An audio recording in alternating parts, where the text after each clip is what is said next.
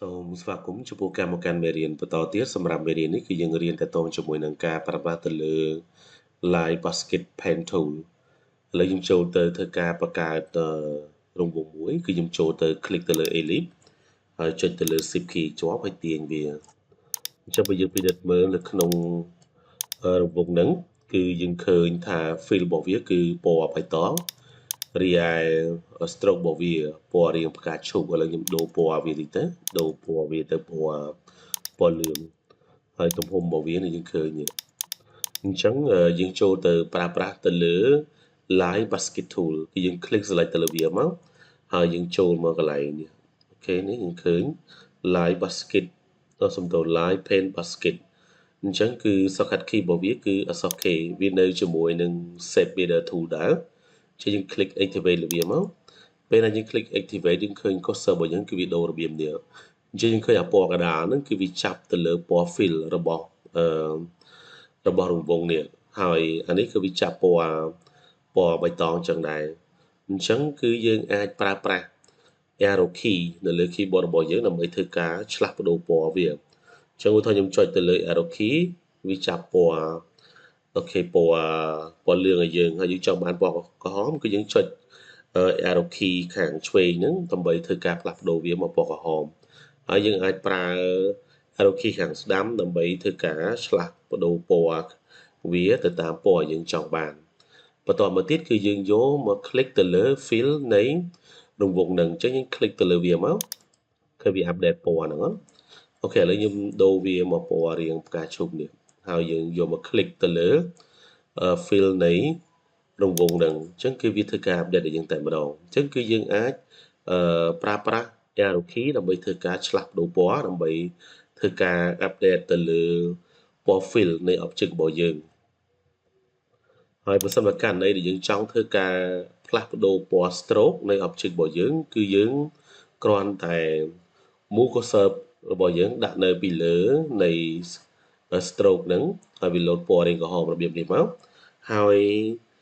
យើងចុចទៅលើ shift key ឲ្យជាប់បន្តមកទៀតគឺយើងសេរីវាយ៉ាងម៉េចដើម្បីឲ្យវាលោតចេញជាប្រាសមួយដែលនៅលើstroke របស់យើងហើយដៃយើងមួយជាងទៀតគឺយើងចុចទៅលើarrow key ដើម្បីធ្វើការឆ្លាស់ប្ដូរពណ៌គ្នាដូចជាមួយនឹង fill ដែរបន្តមកទៀតគឺយើង click វាមួយមកគឺវានឹងធ្វើការ update ពណ៌នៃ stroke របស់យើងអូខេឥឡូវម្ដងទៀតខ្ញុំគ្រាន់តែ move ដាក់នៅពីលើ stroke បន្តមកទៀតគឺយើងចុចទៅលើ shift key ជាប់ហើយយើងចុចទៅលើ arrow key ដើម្បីឆ្លាស់ប្ដូរពណ៌ដែលយើងចង់ធ្វើការ apply ទៅលើពណ៌នៃ stroke របស់យើងឃើញវា update តែម្ដងករណីមួយទៀតបើសិនបើយើងមានobject ច្រើនយើងមាន object ខ្ញុំបង្កើតវា3ចុះហើយយើងដូរពណ៌វាទៅគឺយើង click លើវាមកយើងដូរពណ៌